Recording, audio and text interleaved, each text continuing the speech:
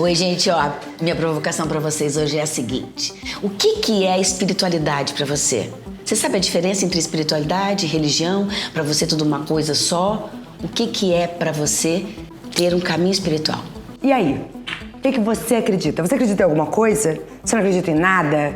Como é que você se encontra nesse seu processo de atravessar a vida? Eu queria saber, você acha que depois que a gente morre aqui, a vida continua? Existe alguma forma de existir sem ser essa? E aí, quando a gente morre, a gente vai pro céu, ou a gente vai pro inferno, ou a gente não vai pra lugar nenhum?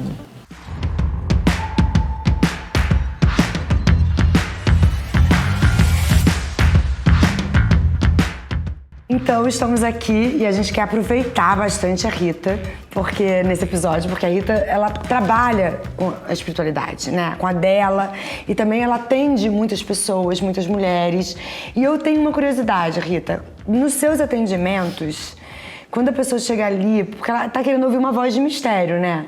Assim, ela quer saber o que o oculto, o que o futuro, o que o oráculo tem pra dizer pra ela. Geralmente, quando ela vai te procurar, essa mulher, ela quer saber o que da vida? Tem de tudo, né? Mas assim, as pessoas buscam o oráculo pela sua necessidade de futuro, né? Pela ansiedade que você tem do amanhã. E o oráculo deveria ser procurado para mergulho interno. Ao invés de você querer saber o que vai acontecer, você deveria estar interessado em saber como você está para lidar com o que virá. Né? Eu acho que é muito o mistério nos move. Por quê? Porque a morte é mistério. Aí eu vou na sua provocação também, Paula, que quando a gente morre, vai pra onde, não vai, né? E você também lançou isso. Exatamente. Essa coisa que a gente tá sempre querendo entender aquilo que muitas vezes não tem resposta. Não tem. É o intangível, é o impensável. A gente não vai entender o que é pra sentir. Entendeu? Não, eu acho que é mais sobre a pergunta do que a resposta.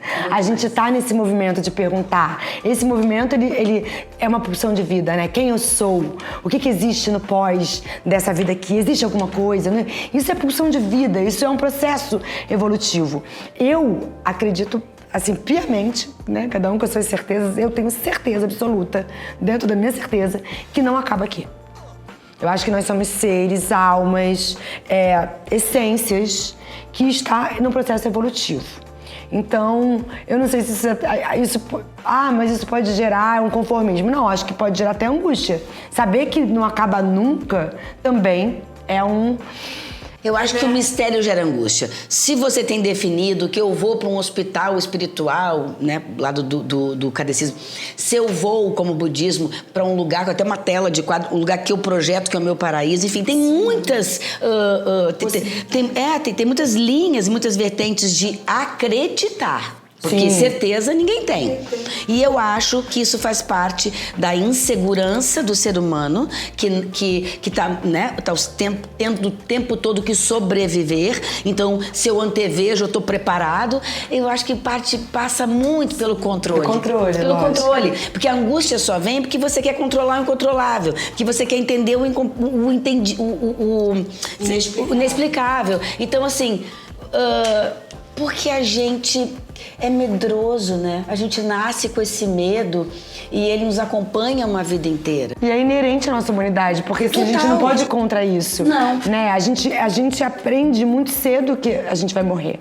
Então, sei lá, com 4 anos, 5 anos, você, sei lá, às vezes enfrenta a morte da sua avó, a passagem de um tio-avô, né? Isso quando dá tudo certo, quando os muito mais velhos vão antes. Então, ali com 4, 5, 6 anos, você já começa a entender, meu avô virou estrelinha, já é uma coisa que já...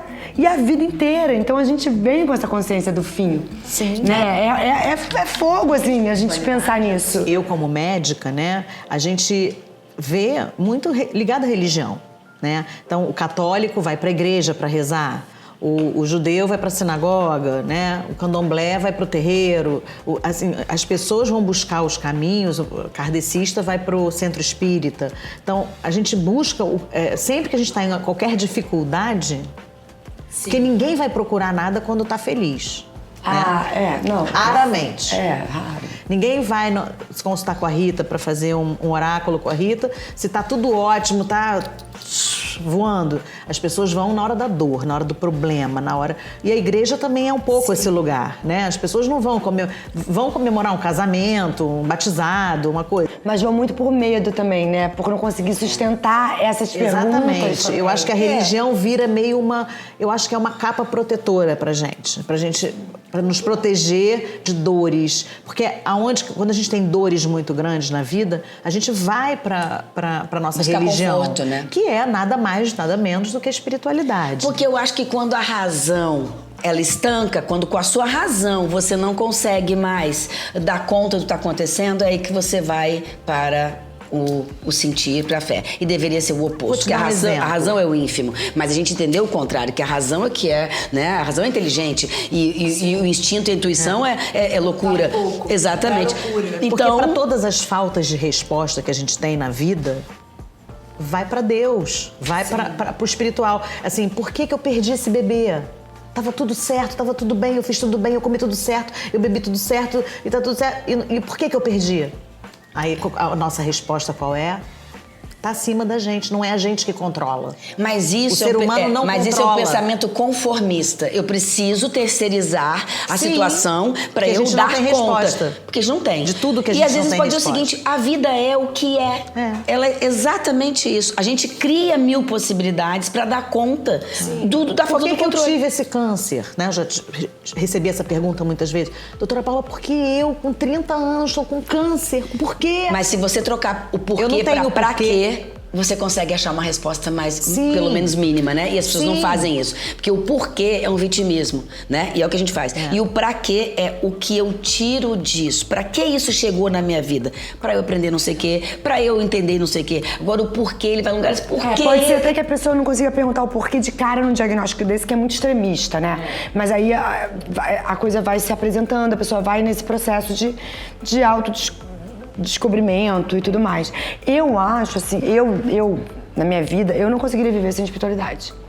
Não consigo, não dou conta da vida sem as minhas conexões espirituais. Sendo ela com o sol, olhar pra lua, sabe? A natureza. Ter um cristal na minha casa, fazer uma oração de São Miguel. Aí daqui a pouco eu tô fazendo uma outra oração pro fogo. Eu preciso estar conectada. E a minha conexão, ela não tem uma religião específica. Eu acredito em tudo que vem do amor e da luz.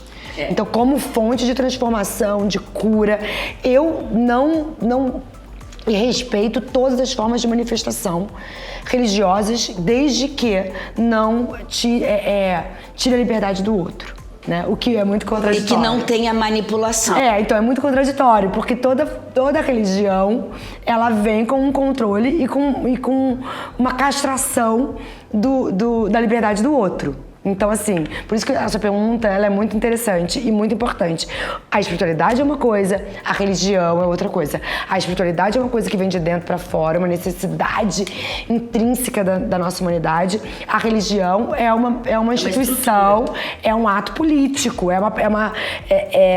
gera economia. É outra coisa, né? E cada um tem que ser livre para se expressar na religião que se encontra. Agora, achar que a sua religião é melhor, é a única, aí já vira fanatismo, doença, outras coisas. Pode não, hein? Aí já vira também prepotência e esse medo, né, do que eu não conheço, então eu estabeleço que o que eu conheço é o certo. Né? E é muito triste isso, né? E essa coisa assim, ó, porque eu acho que nós somos um ser espiritual vivendo uma vida humana. Não somos humanos vivendo uma vida espiritual. Então, concordo plenamente. Te faz pertencer, te faz existir além do externo. E as religiões, para mim, elas deveriam ser um lugar de celebração e não de conexão. Você tem que ser conectado, né? A religião é religar. Eu nunca me desliguei. Então, né? Ser um ser espiritual. Exatamente. Agora tem gente que, então eu vou me religar. Ok, né? Mas se não você externa muito e tangibiliza o intangível. Então, né, eu preciso ir lá na igreja para ser de Deus. Eu preciso ir lá naquele centro. Não, eu vou lá porque eu gosto de ir lá. Porque aquele é o rito que Porque os ritos são importantes, nós somos seres ritualísticos, né? Sim. Então, acho que tá tudo certo. Mas quando eu vou pra esse rito pra me conectar, quando eu saio dali eu me desconecto, então, se eu vou pra celebrar uma conexão que eu tenho, aí te faz evoluir, crescer, te faz transcender, né? E ir além. Então, assim, eu acho que a gente lida com a vida de uma maneira muito melhor quando a gente tem uma espiritualidade desenvolvida, né? Quando a gente tem uma fé. Uma busca. Uma busca espiritual. Por quê? Porque você precisa ir buscar a sua natureza, né? Nós somos natureza. Por que a gente gosta tanto de estar na natureza? Porque nós somos natureza. O que não é natureza é esse copo, né? Tudo que é vivo é natureza. Então, pra mim, Deus é isso. Pra mim, Deus é a cachoeira, o mar, a árvore, o bicho, a pessoa, a criança. Pra mim, Deus está nas coisas mais sublimes da vida. Né? E é engraçado que as pessoas buscam esse Deus em todos os lugares, né? Estruturais, concretados, e destroem o único Deus que existe, sabe? Isso pra mim é muita loucura, porque assim, como que você se diz né? Espiritualizado, ou que o religioso se diz espiritualizado, se não sabe onde está Deus de verdade? Porque esse Deus aí que as pessoas dizem, né?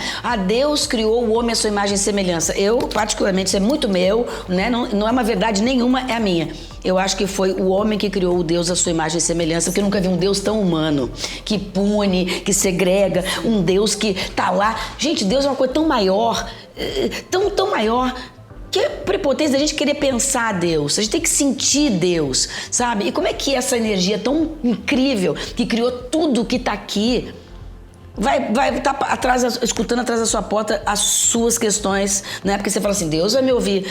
Gente, Deus está dentro de você. Se você não desperta, se você não amadurece e não se desenvolve, você não vai conhecer Deus. Você vai conhecer só esse Deus cultural criado, não o Deus verdadeiro que está dentro de você, que é aquilo que te faz existir e ser único, né? Se eu sou filha de Deus, eu sou uma parte dele, não estou fora dele. Mas existe uma construção religiosa que te faz acreditar que você nunca está pronta para esse Deus, que você é sempre muito, muito pequena e que você está sempre aqui espiando o pecado, sabe? E isso é muito complicado, porque isso desempodera as pessoas, porque isso deixa as pessoas com medo de tudo, né? E também prontas para julgar a outra e condenar. Nossa, quanto eu já fui julgada na minha vida? Quantas vezes a gente não sentiu Deus, né? Eu muitas vezes na minha vida senti Deus junto comigo. Sim. Porque nós somos um instrumento de Deus. Eu não sei, assim, eu fui criada na religião católica, hoje sou uma pessoa que gosto de seguir todos os tipos de religião, né? Tenho um marido que é de religião afrodescendente, né? E já frequentei, né? Já frequentei o espiritismo, já frequentei... nunca frequentei as religiões muçulmanas, que eu não tive contato.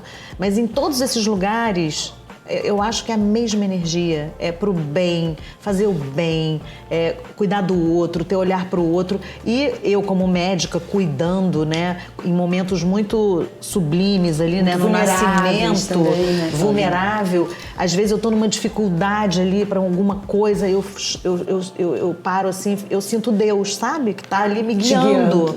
É como se tivesse uma força em cima de mim, me dando o guia para eu fazer aquilo. Eu acho que nós médicos somos um pouco uma coisa espiritual de trazer aqui, não sei explicar. Chamado, nós sabe? Nós somos todos espirituais, né? Todo mundo que tá aqui, isso aqui era para ser um processo colaborativo e amoroso. Sim, se tornou competitivo e capitalista, porque o homem criou, não tem nada a ver com Deus, né? Na tragédia agora que teve no Sul, eu sou gaúcha, né? E aí teve alguém que me escreveu ali e falou o seguinte, Rita, olha, veja bem, porque tudo é na conta de Deus, isso é muito infantil. Como é que Deus permitiu isso? Eu falei, amor, se fosse por Deus, eu não tinha nem chegado nesse nível. Não foi Deus que permitiu que alguém não fosse lá consertar as bombas, que alguém com agronegócio fosse lá e desmatasse, que alguém com queimada, É o homem que faz isso, tira da conta de Deus. É o homem que faz isso. A gente que destruiu essa terra. Deus só nos deu o livre-arbítrio por uma profunda generosidade. E também porque Deus ele só experimenta através de nós. E era um absoluto total. Então, assim, quando Deus experimenta através dos seus filhos, então, como que ele vai dizer... todo mundo vai ser assim, não tem nada pra experimentar.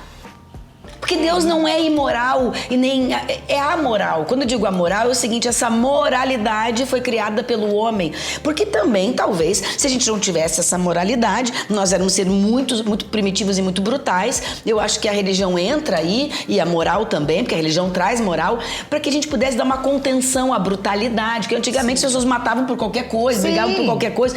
Então, tem o seu papel importante. Teve de hoje em dia até continua fazendo isso, mas tem uma lei que vai punir, né? As Exatamente. pessoas matam por qualquer coisa, só mas acho que tem uma lei que a gente foi criando as leis. exatamente. O problema se deu quando entra a brecha, entendeu? Da manipulação e da comercialização da fé.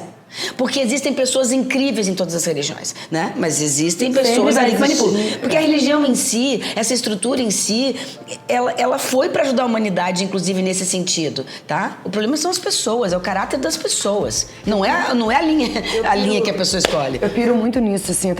Você falou uma coisa, eu não vou saber dizer exatamente como você falou, mas é uma coisa que eu penso também. Nós somos partículas divinas, partícula divina, experimentando a vida humana. Você falou algo assim e eu tô traduzindo que é assim que eu sinto também. Porque a fagulhazinha de Deus que foi pra dentro de você precisava experimentar o que você tá vivendo, entende? E ao mesmo tempo que eu sinto isso, eu fico às vezes quase enlouquecendo, sabe? Tipo assim, enlouquecendo no bom sentido. Pensando nisso, tentando sentir, entender.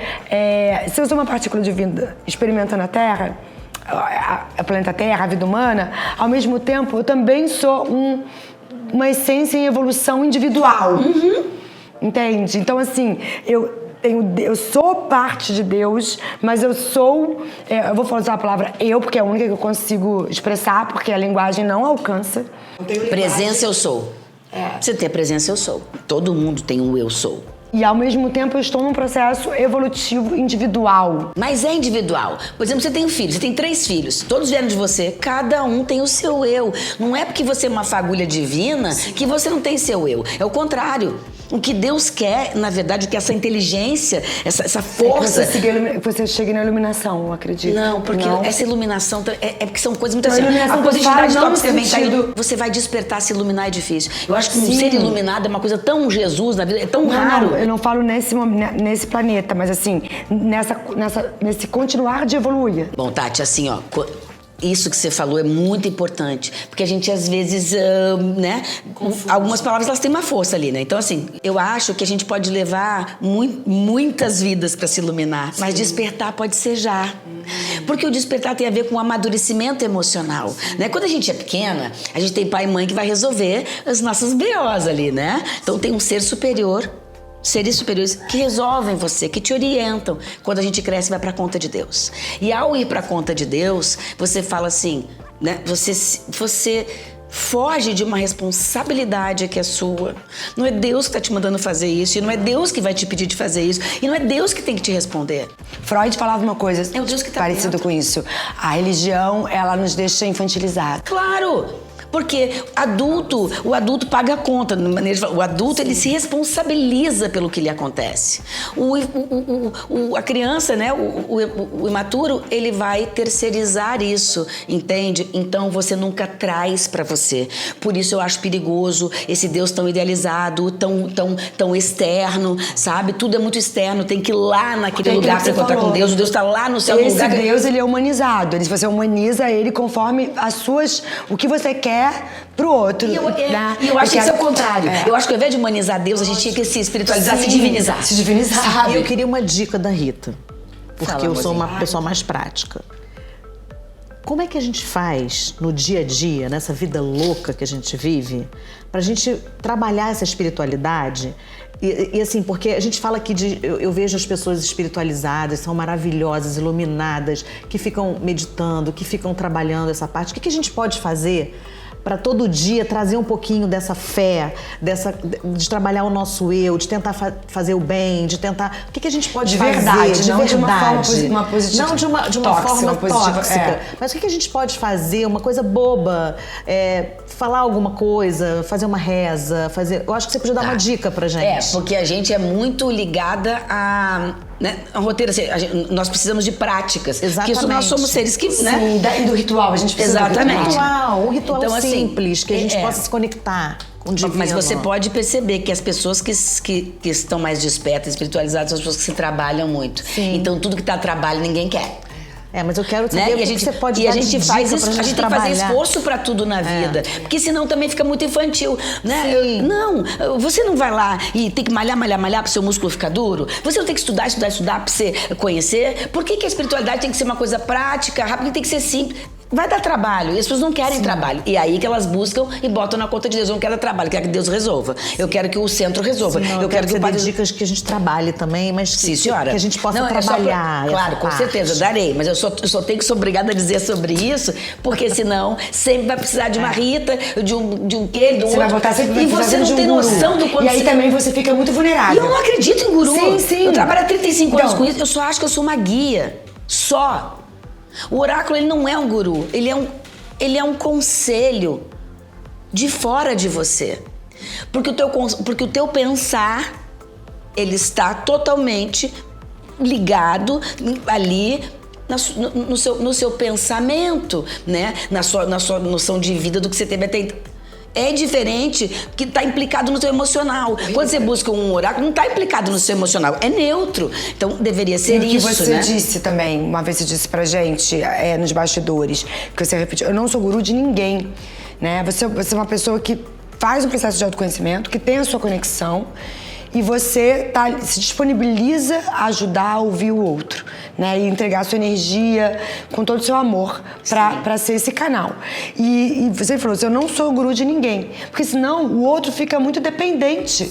Então fica dependente do guru, fica dependente do pastor, do padre, do pai de santo. E aí não se responsabiliza. Eu não acredito. E aí não Por tem. isso que eu não faço um atendimento onde eu só dou previsão. Porque é muito fácil, eu te dou uma lista de previsão. Dizem que eu sou boa nisso, mas não é nem... Né? Mas não é nem isso que eu me esforço. Eu me esforço em contextualizar. Eu me esforço em fazer você se entender pra você se apropriar do que é seu. Porque senão você dá uma lista de acontecimento, a pessoa vai acontecer, você tá voltando. E eu não quero que a pessoa volte a mim porque ela precisa de buscar mais coisas, de respostas. Eu quero que ela volte porque ela goste de ter esse espaço onde ela mergulha nela, entende? E se pensa, e se sente. A gente não se pensa e não se sente. A gente é o piloto automático. Então, assim, práticas boas, respiração. Ninguém entende que respirar é conversar com Deus. Se você parou de respirar, você morreu. A respiração é Deus entrando e saindo de você. É trabalhoso. Você tá com a consciência na sua respiração. Exatamente. Você cansa rápido. Eu canso rápido. Mas assim, e aí tá aqui respirando todo o tempo todo. Mas por quê? Porque, mas com a consciência, então, né? assim, se você pegar 3 minutos, se você acordar antes de começar o seu dia e você fizer assim, ó, vou respirar um pouquinho. Só esse respirar não é pra pensar em nada, não é pra buscar resposta. Vocês já pensaram que eles têm uma tendência a tudo tem que ter um resultado. A tudo eu tô fazendo isso para aquilo. Eu tô fazendo isso pra ser eu, pra me conectar comigo. Eu tô fazendo isso pra nada. Eu tô fazendo isso só. A gente tá aqui pensando que a gente vai fazer daqui a pouco. E tudo tem que ter um resultado e tudo tem que ter um porquê. Não precisa. E vai ter, independente, né? A gente tá pensando. Senão a gente só vai fazer quando, tipo assim, eu preciso de uma resposta, aí eu faço. Não, às vezes eu tô fazendo exatamente para estar comigo, para ter aquele segundo que não é aquela loucura, comigo. E é ali que eu encontro Deus, naquele lampejo. Às vezes você não perguntou nada, mas às vezes até vem um insight. Porque quando você vai pro nada, quando você vai pro vazio, é que você pode preencher alguma coisa. É aquele momento, aquele instante de vazio que você saiu da mente e foi pra sua essência. E aí quando a gente vai pra essência, a gente encontra com o divino. Então, assim, respirar, meditar. Ai, Rita, eu não sei meditar, porque eu não sei não pensar. Ninguém não sabe não pensar. Se você não pensar, você tá morta. Meditar não é não pensar, é não reter pensamento. Então, você deixa os pensamentos passar, não retém, porque cada pensamento que vem, ele nos draga. Então, assim, deixa até... Vai pra dentro de você um pouquinho. Nossa, a gente pensa tanto, né, o tempo todo sem... É o grande tóxico do mundo, é o pensamento. E se a gente conseguir fazer isso, realmente deve ser de um alívio, né? E é o nosso mais íntimo, né? Porque o pensamento é o mínimo da nossa potência cerebral. Até para as coisas boas e para as coisas ruins. Quando a gente está aqui fazendo, esse fim de semana vai ter uma viagem que eu vou fazer, que não sei, vai ser ótima. Aí você está assim, se alimentando daquele pensamento da viagem, entendeu? Aí, ou você está se alimentando de um pensamento ruim, que amanhã eu vou ter conta para pagar, não vou ter dinheiro. Essa semana vai ser difícil. Então, assim, nossa mente é um turbilhão tóxico, que eu acho que a meditação, que foi o que me ajudou, muito, e até me ajuda até hoje, de parar. Para, não precisa tudo. Né? Não precisa de tudo, dar conta de tudo, fazer tudo. Eu vou falhar em algum lugar, não vou conseguir Graças fazer a tudo. Deus, você não vai aprender nada. Porque a gente não aprende no acerto. O acerto a gente celebra, a gente aprende no erro. E eu fico pensando, se a gente consegue, sei lá, 3 minutos, 5 minutos, 1 minuto que seja, isso que você falou, não é não pensar, porque pensar a gente vai pensar, mas não reter o pensamento, isso deve ser de um alívio pra nossa saúde mental. Esvazia. Um dia você conseguir 1 minuto sem mais do reter que o uma hora de pensamento. academia. Gente, deve ser. Mas a academia, o tratamento de você fazer uma academia 1 hora, malhar, você também está se esvaziando dos teus pensamentos ali. Só que você As tem- pessoas que são viciadas em academia, um pouco é espiritual isso. Porque assim, é um momento ali que você não está pensando em... Porque você tem vários caminhos de esvaziar. Pelo físico. Você tá fazendo a esteira, você tá pensando o tempo todo, você tá fazendo... Eu penso, malhando. Eu acho que... E assim, e uma outra prática que eu acho interessante aí... Como uma dica. É porque é dia a dia, né? A gente tem que entender que assim, não dá pra idealizar que eu vou ter... Senão exatamente volta pra isso. Eu só entro em contato naquele dia que eu fui pra aquele meu lugar ritualizar. Né? Então a gente tem que ter uma prática, porque aquilo ele é lindo, é importante, é onde a gente celebra, onde a gente, né, está ali comungando. Mas você tem que desenvolver, né? Isso é um trabalho que é só seu. Então uma das coisas legais, por exemplo, é você entender que a magia da vida está nos 5 sentidos. Sabe? A gente não degusta o que come. A gente nem sente o cheiro da terra molhada, entendeu? Da planta, o cheirinho do outro. Eu sou uma pessoa que eu adoro fungar com eu gosto dos meus amigos. Deixa eu dar um cheirinho.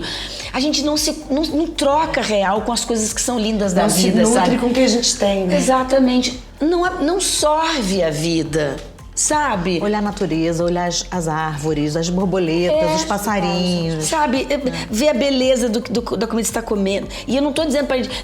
Não é pra precisa confundir tá dormindo isso. deitado com ser pra meditar. Não é isso. Exatamente. Não precisa estar deitada para meditar. Não, esse estado de contemplar também esse a vida, estado né? de contemplação meditativa, ele tem muito mais com como você vê a vida. Ele Tá tem muito inteiro mais... ali onde você tá.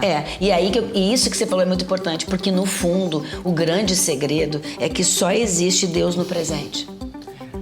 E a gente está sempre no passado, com excesso de passado, né? Com memória emotiva a 1000, se ressentindo, porque o que é ressentimento? Você sentiu uma coisa lá atrás e cada vez que aquele gatilho vem, que você sente a mesma coisa, você ressente.